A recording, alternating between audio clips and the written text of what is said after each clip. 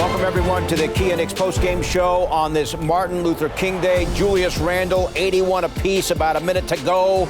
Up and good. Knicks by 2. Next possession for Orlando. The defense comes through. R.J. Barrett comes through. Started the play and then finishes the play. Barrett, 22 and 10. And the Knicks blow a 14-point lead early in the fourth, but come back to win it 91-84. Great to have you with us from our Delta MSG studios. Bill Pito along with Wally Szczerbiak. You know, it's been said before, it's better, Wally, to be gritty than it is to be pretty. I've been working on that all afternoon. You like it? I like it. Hey, it's better to take away wins when you shoot 35% than take away losses when you shoot 35%. And that's what the Knicks did. They couldn't play their normal offensive game on the offensive end of the floor. Julius Randle really struggled, but this is how Tom Thibodeau coached teams win basketball games. They win with their defense. The Knicks had a 14-point lead after the first possession of the fourth quarter, and then they could not figure out a way to find a basket. The game got all the way to tied. Actually, Orlando took a 1-point lead, but with their defense, they were still able to figure out a way down the stretch to make the plays they needed to get this win. And think about how good this feels. To win 2 in a row. Now you're heading out west. You have 2 days off. You get your record back to 1 game under 500. Huge back-to-back wins for the Knicks. Knicks are now 7 and 8 on the year. They look tired. Play this way, especially especially in a back-to-back, Wally. Talk about what is necessary from a physical standpoint to play with this much intensity on the defensive end. Well, the game is fast, and there are a lot of possessions, and that really wears on players. That's why you need your bench to step up and to play well. And the Knicks built themselves that 14-point lead, and I bet some of the starters were looking up and saying, let's go, guys. Let's kind of extend that lead. You know, we can kind of coast to a victory here, but give the Orlando Magic a lot of credit. That's a really well-coached team. Both of these coaches, Steve Clifford and Tom Thibodeau, are disciples of Jeff Van Gundy. So they are not going to go easy. They're going to grind. They're going to play hard. They're going to make it a game that's kind of in the muck, and that's what it was. And you got to give this Knicks credit. A lot of heart, a lot of soul that came away with this win on this MLK Day. 90s style basketball here. It was. Turn back the clock. Put it in the grinder. Yes. You mentioned the Knicks were up 14 early in the fourth. Orlando came back about a minute and change to go up 81-80, and then the Knicks were able to pull it out. Take us through. Oh, it was great. It really was. Julius Randle just played his heart out. 21 points, 17 rebounds. Couldn't really get anything to go.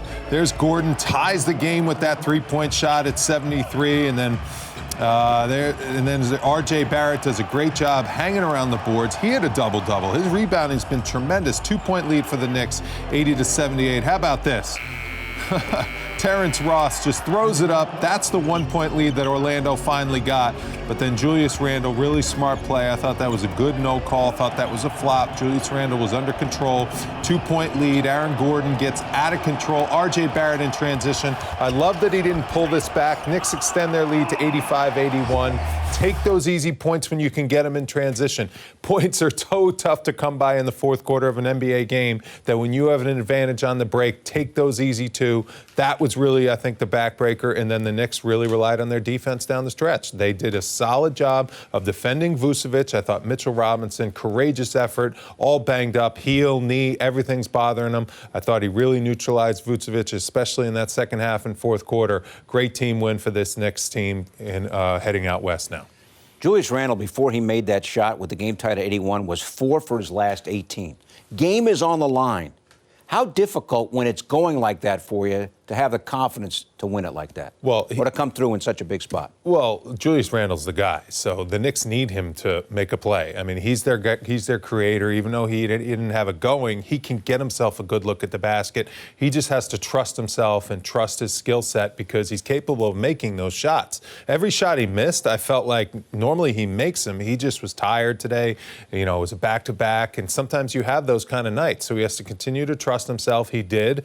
He made those big free throws down the stretch to ice the game, and he came away with 21 and 17, and he shot 5 for 19. Unbelievable, isn't it? I mean, that's impressive. That's what an all-star does. An all-star, when he doesn't have his A game, he still puts up 21-17, and you walk away with a victory. So that's a big-time performance. And then there's a run here for R.J. Barrett. Last 4 games, including today, 20 points, 19 points, and today, Wally, his second straight double-double. He went for 22 and 10.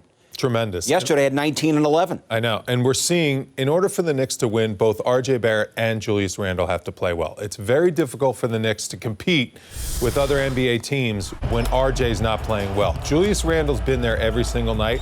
When R.J. has those off nights, that's when the Knicks are really going to struggle. Other guys will sprinkle in some points and some performances there, here and there, but you need your top two guns to be rolling on a nightly basis if you want to compete.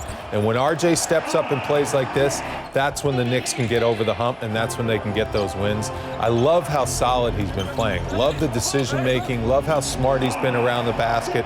Love how he's getting those opportunities and those defensive plays and transition buckets and also offensive rebounds. With his rebounding and his strength, hang around the rim every once in a while. Have those offensive rebounds bounce to you. You can steal 4 to 6 points a game. Here we go again. We're going to go. How do you get to 20? You get 4 points on the offensive glass. Here we go. You get 4 points in transition. You get 4 to 6 points at the free throw line. You're already at 15. Then you make a three, you're at 18. Then you make a mid-range jumper, you're at 20. It's not hard to get to 20 if you're R.J. Barrett. If you're just joining us for the first time this year, Wally's theme throughout the early season has been it's very easy to get to 20. He puts it together. It sounds R.J. easy. Barrett and Julius Randle are doing it. Knicks from the line only 24-34, 5 of 27. That's it from downtown. Helps when you play defense. Yes. You hold the Celtics to 75, and then the day hold Orlando to 84. You're going to win some games. Yeah, they held Orlando to 33.7% shooting and 31.6% from the three-point line. That's just gritty defense. They don't give up anything easy, and it all starts, I'm telling you, with Mitchell Robinson.